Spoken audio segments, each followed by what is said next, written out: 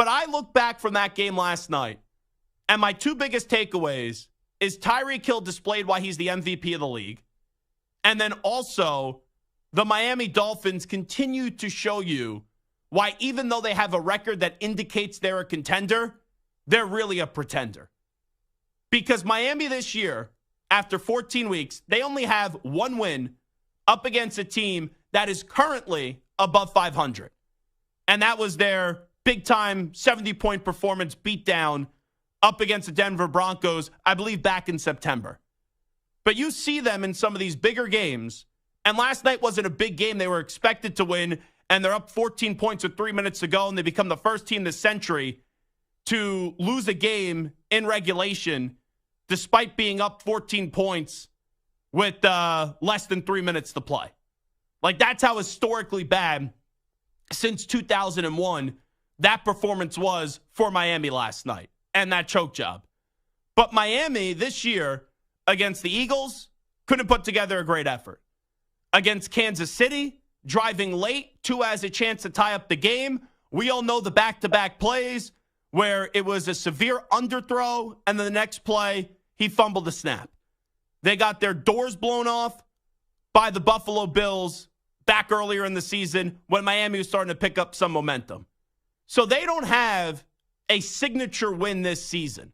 They don't have a win that makes me say, okay, come playoff time, this team's going to be able to get the job done in 3 playoff games to get to the Super Bowl. Like, they still have a chance to get a bye. They could have controlled the inside track last night, but they blew the game with 3 minutes to go when they were up by 14 points. And it was tough for me to move off of that Kansas City game in Germany. And we talked about this numerous times where Tua Tagovailoa had those 2 poor plays back-to-back with the game on the line. And I'm cognizant of the fact that Tua is having a good season. But sometimes when you have not been living up to your draft pick, when unfortunately injuries played a role last year and everyone was counting you out, people like to take immediate victories when something looks like it's building in a positive direction. And they like to drag people that doubted Tua. And I'm not saying Tua is a bad quarterback, but this idea that Tua is one of the most feared quarterbacks in the league and that he's an elite quarterback, I don't care what the stats say, it's a bunch of utter nonsense. He's good. He's solid. But he doesn't fear you like Tyreek Hill fears you. And Tyreek Hill, and how you should fear Tyreek Hill. And when he gets hurt in the game last night, and Tyreek Hill goes down in the first quarter, towards the end of the first quarter, what did that offense do? And yeah, Tyreek Hill gets back in the game, and the only reason he got back in the game was because his wife basically said, man up and get back in the game if you want to come home tonight. And he goes back into the game, but you knew that Tyreek Hill was not his normal self. And last night, even when gifted a 14-point lead with 3 minutes to go, gifted a pick six, gifted a stupid boneheaded play by Tennessee where they fumbled the ball on a pitch to Derrick Henry, and they also muffed the punt, you still couldn't find a way to win the game. And that's alarming to me. And it further just shows you that Miami, they may have the record of a contender, but they're not a team that I trust in a year where, quite frankly, who the heck do you trust in the AFC? Because whenever you start to trust a team, whenever they start to enter your circle of trust, they lose the game. All right, this goes for every team this year in the AFC. They lose the game in embarrassing fashion, and you're left with your jaw hitting the floor saying, what the heck just happened?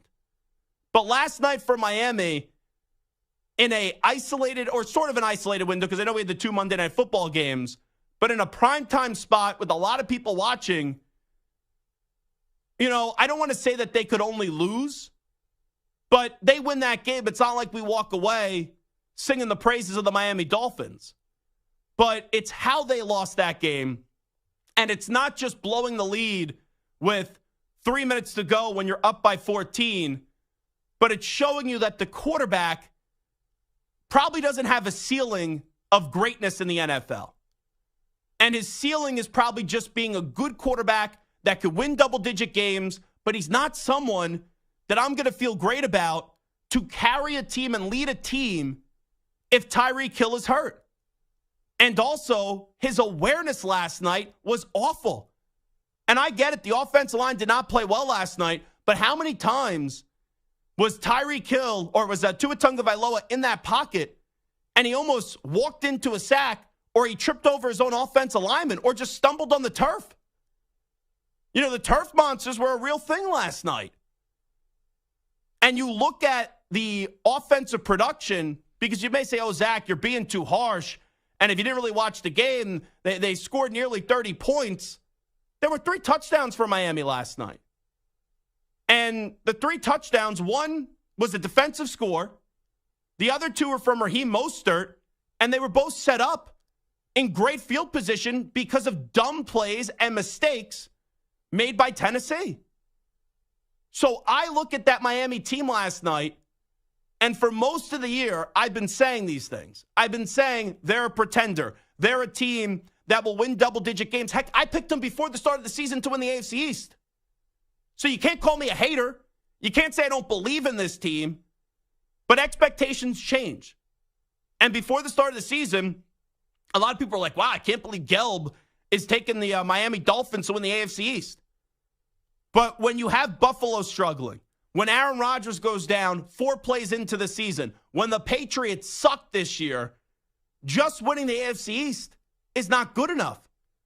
And you never know when you're going to be in this position with also what appears to be such an easy road. You know, the best team right now in the AFC is Baltimore. Kansas City struggling. The Bills struggling. The Bengals don't have Joe Burrow. Deshaun Watson out for the season. Justin Herbert out for the season. Like, you go through these AFC teams, Rodgers done for the season. It's right there for the taking. And Miami could be that team that gets to the Super Bowl this year, right? Like, they have enough offense where they should be able to outscore a lot of teams. But in big games and big moments this year, this team hasn't showed up. This team didn't deliver up against the Bills. This team didn't deliver up against the Chiefs. This team didn't deliver up against the Eagles. And I'll say it once again, they only have 1 win right now with the team through 14 weeks that is currently above 500, and it's the Broncos, who were god-awful when they played them. Right? They got off to a 1-5 start, Denver. And I just don't believe this year, and I just can't envision this year, that you're going to see Tua Tagovailoa in a Super Bowl because your quarterback needs to make big plays. And it was damaging when you go back to Germany and when you go up against Kansas City and you had the severe underthrow and then you fumble the snap. Like, that was the lasting image for me on this Dolphins season so far. But last night, historically bad loss, a severe choke job, and once Tyreek Hill leaves the game, and I know he came back, you saw who the most important player is, not only on the Dolphins, but who's the most valuable player in football this year. And that's Tyreek Hill. And Tua, to no surprise, looks like an extremely different quarterback without Tyreek Hill. Tyreek Hill is what gets that machine going in Miami. And when he's not at 100%, or when he's not able to get on the field, that team does not spark fear in my eyes. And that's a problem. Because, right, you got Boy Wonder, the genius, in Mike McDaniel. You got Tyreek Hill out of the game. Tua Tagovailoa. All these Dolphins fans want to tell me how great Tua is. Tua's good. He's solid. But great quarterbacks last night find a way to win that game, especially with how many times they were gifted good field position and how many mistakes Tennessee made. And it's amazing how lost Tua Tagovailoa looked last night in what's been a good year for him. And that offense, quite frankly, was brutal. It was terrible last night. And that's on McDaniel, and that's on Tua. And I know usually in sports, you don't win the MVP this way. Because how many years do we sit here and we go, oh, this player's injured, this player's hurt, he's showing why he's the MVP. That's not how the MVP is won. But in a year where the MVP candidates are underwhelming, like, yeah, Dak's having a good season. Brock Purdy's having a good season. Lamar Jackson is playing some good football right now. But in a year where there's no quarterback that I love for the MVP, and this is not a new take for me, I've been saying this for 4 or 5 weeks. My 2 MVP choices, number 1 would be Tyreek, and then number 2 would be Run CMC with Christian McCaffrey. And there was a little bit for a while you could make the case for Myles Garrett and TJ Watt because of how they're carrying those defenses and they're carrying that team with no quarterback play. But a defensive player is probably not going to win the award. But you saw it last night. Tyreek Hill, not 100%. Tyreek Hill in and out of the lineup. All you Dolphins fans that are like, up, 2 is great. Up, 2 is this. Up, 2 is elite. The 2 and on coming after me. And Tua Tagovailoa up. Let's stake the flag in the ground. And let's say how he's a top 5 quarterback in the league. He looked the farthest thing from a top 5 quarterback last night. He didn't even look like a top 10 quarterback last night.